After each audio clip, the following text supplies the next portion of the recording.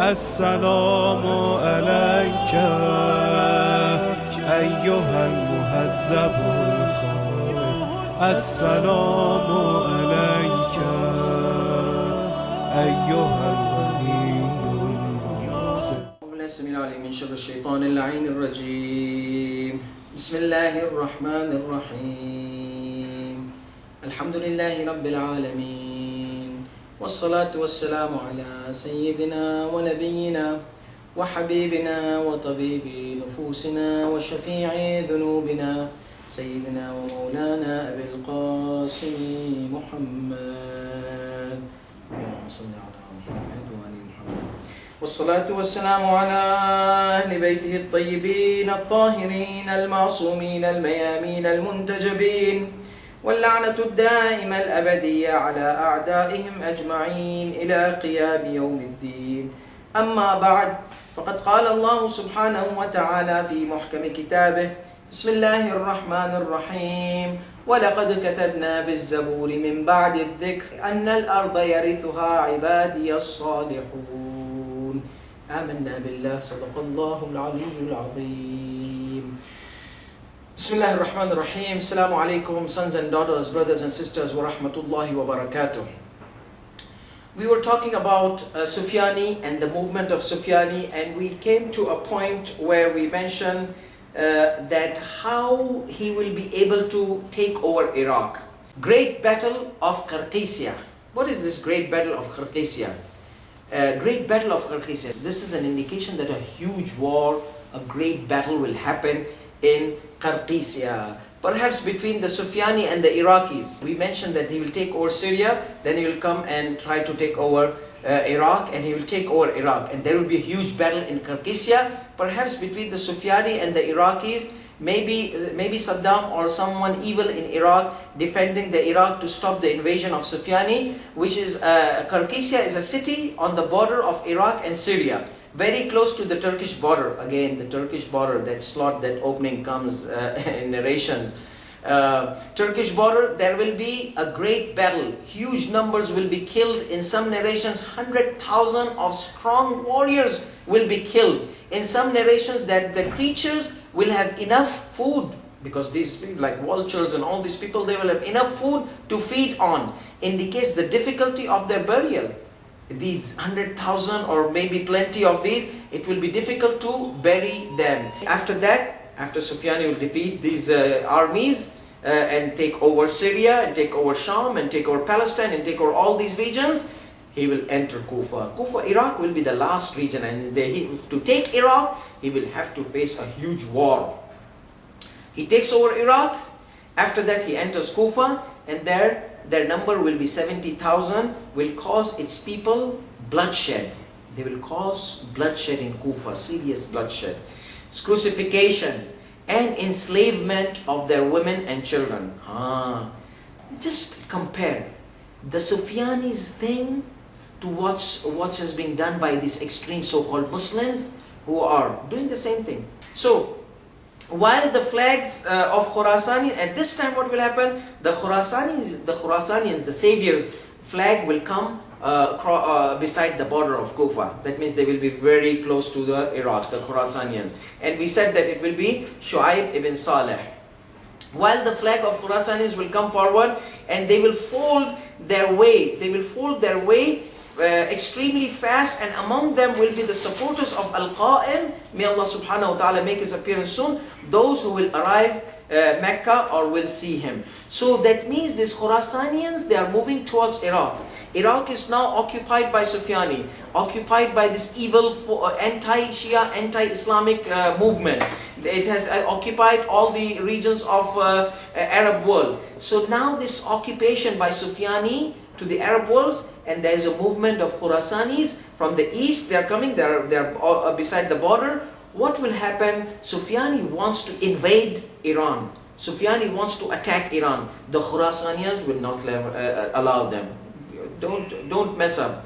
Don't mess up with Khurasanians. You know, you got Iraq, you got Syria, you got here, you got there, you got Persian, whatever.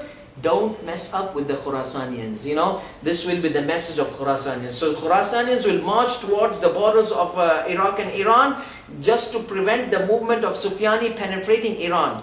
When the hadith say the Khurasanians will march towards Kufa, it doesn't mean they want to occupy Kufa. No, no, no, no, no. They will come because Sufyani has invaded Iraq and he's now at the border of Iran. If Sufyani wants to, or Sufyanism wants to penetrate Iran or wants to attack Iran, here the Khurasanians will come and stop them from coming further inside Iran. The Khurasanians will be, so they will march quickly. So now we have this issue.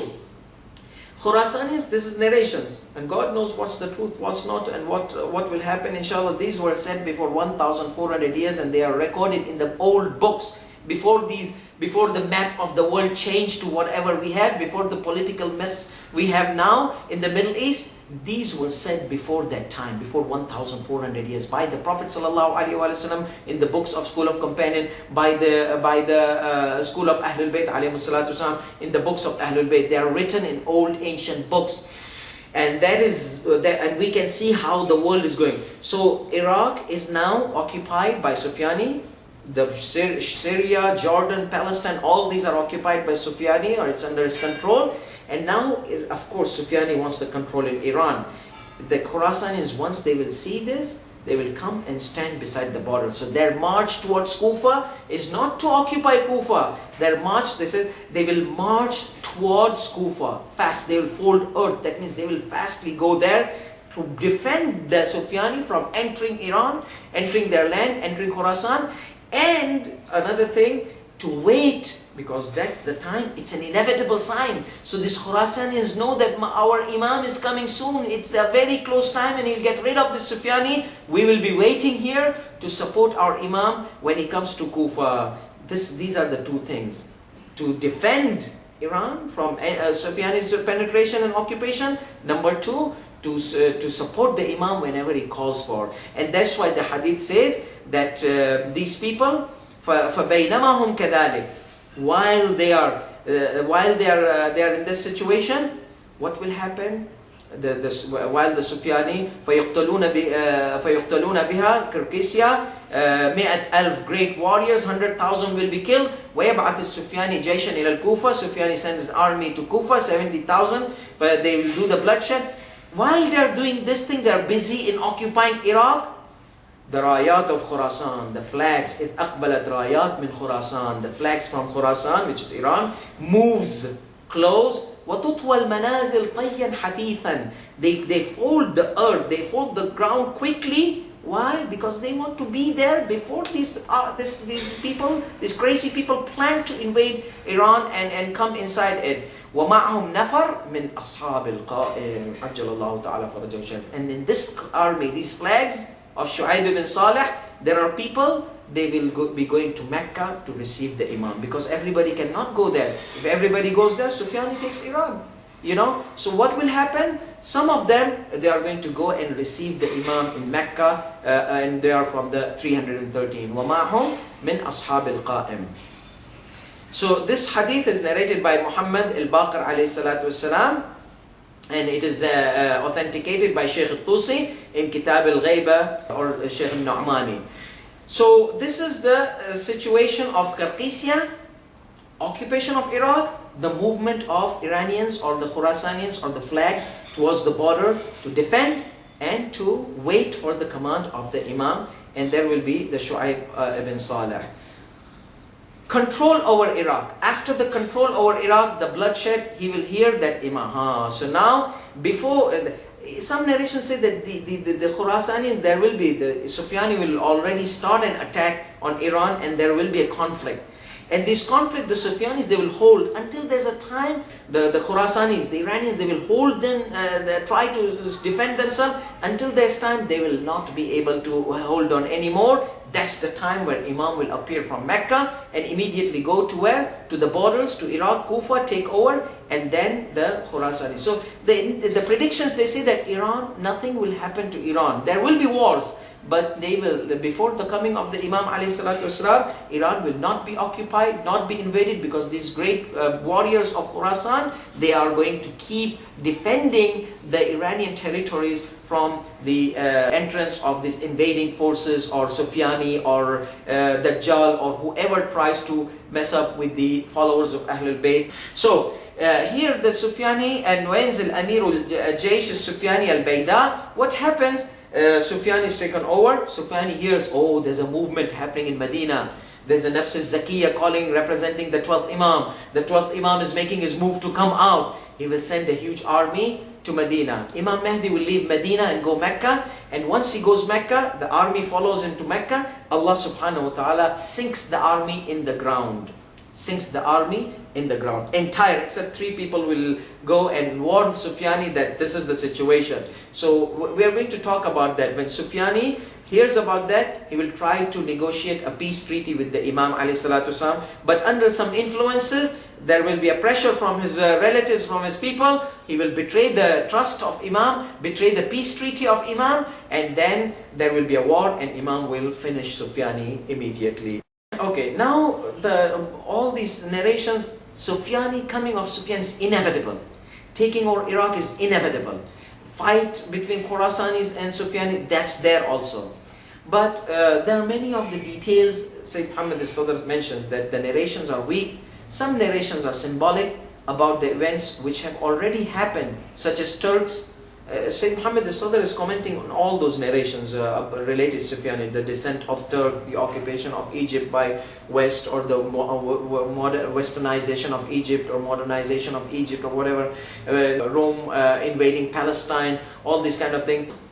So he says, some narrations are symbolic, and symbolic about the events which have already happened, such as Turks, Ottomans descending in Iraq, Rome in Palestine, Crusades invasion and occupation of the lands of the Arabs, could be indication of Ottoman Empire, which was controlling the region and was anti-Shia. Ottoman Empire was anti-Shia and brought the end to Abbasids. Based on that, it must have happened.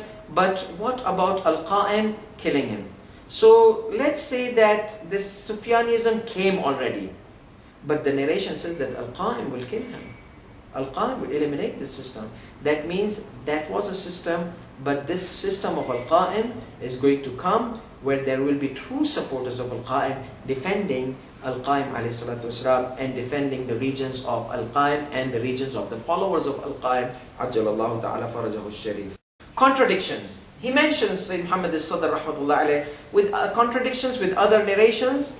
The time of Sufyani, like many people say Sufyani already came, because he will come with the end of Abbasid dynasty. Abbasid dynasty ended a lot. We said that if this narration is authentic, then it has to be metaphor. That means somebody similar to the nature of Abbasids, like Saddam Hussein, or somebody like Baghdad, the remnants of Abbasid, which was built by Harun Rashid the tyrant.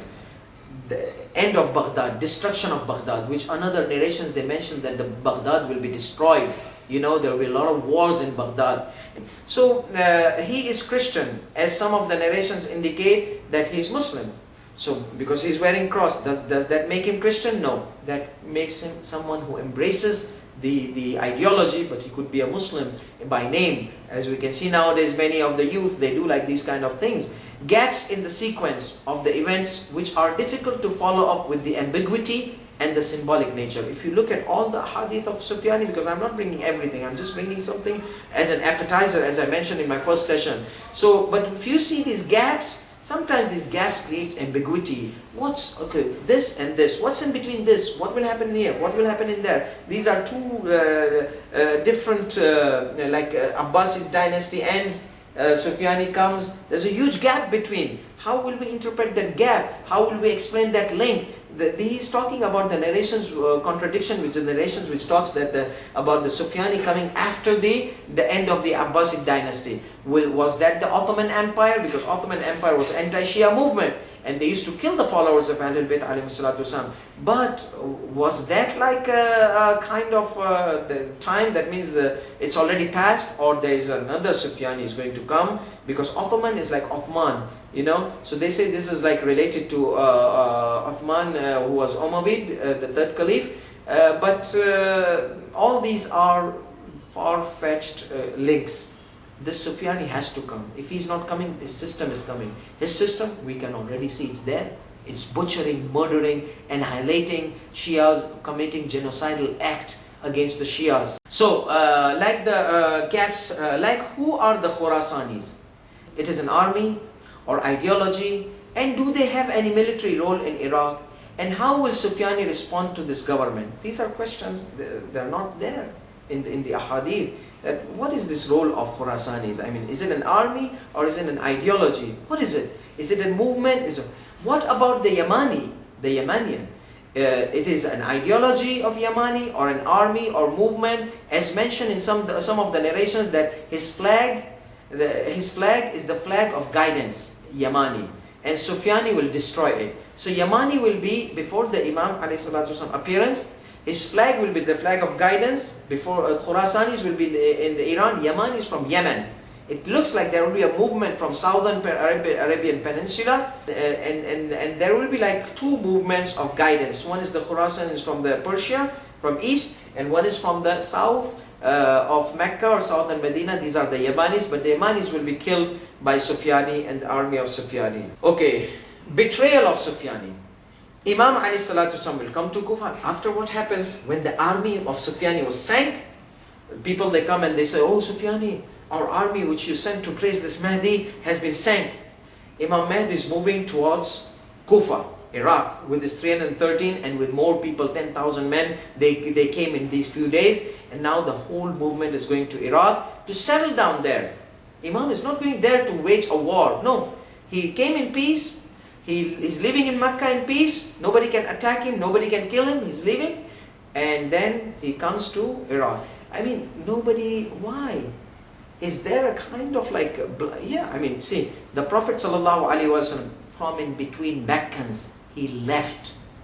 Don't be surprised to hear that Imam Mahdi leaves Mecca with his 313 and arrives Kufa, where people are waiting for him. The followers of Imam are waiting for him.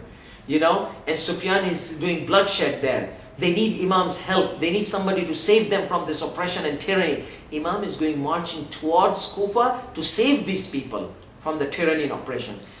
Now, look at this. How can these Saudi police and, okay, we said there will be no Saudi. It will be government of Sufyani. Okay, how this government of Sufyani allows Imam to leave to Kufa?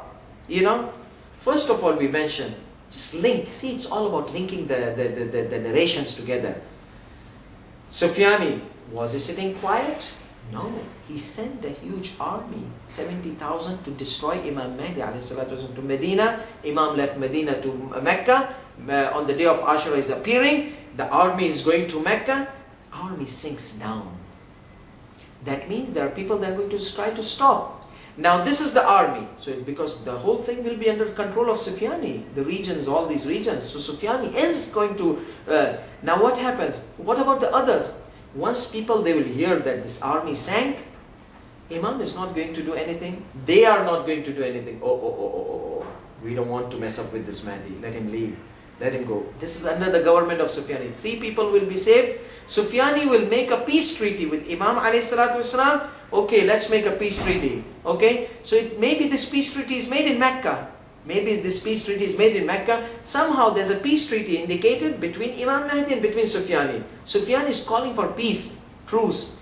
Imam says, okay, remember I said Imam Mahdi is not coming to chop off head. Anybody who's going to be in peace with Imam Mahdi will be in peace with them. Same like Imam Ali telling Malik al-Ashtar, oh Malik, if people they come for peace, take that opportunity of peace. So Imam Mahdi is not going to start the war. Sufyan is going to learn this lesson. So once Imam Mahdi now, he has peace, he's going to go to Kufa. He comes to Kufa, there is a pressure on Sufyani, telling him, why did you make this peace truce with Imam, with this Mahdi, and why this, you are going to give him like on a silver platter the whole Iraq. So Sufyani comes under influence of his relatives. It's mentioned his relatives, some of his relatives, Bani Kalb, they put pressure on him to betray Imam. He betrays Imam. He betrays Imam. There's a war in Iraq, and Imam gets rid of Sufyani. It eliminates Sufyani and the Sufyanism. The Khurasanis, they come inside Iraq. Imam embraces them, and then they give Persia to Imam alayhi salatu wasalam, and Imam alayhi salatu wasalam takes the control over Iraq and Persia.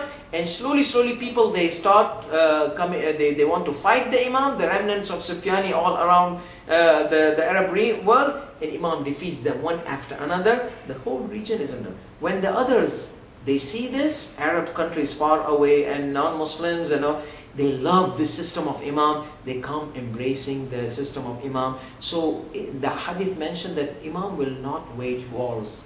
The only people who will wage war will be Sufyani, some of the countries of the region, remnants of Sufyanism, and everybody else will come and submit to the Imam, take it and give Imam their regions in a silver platter.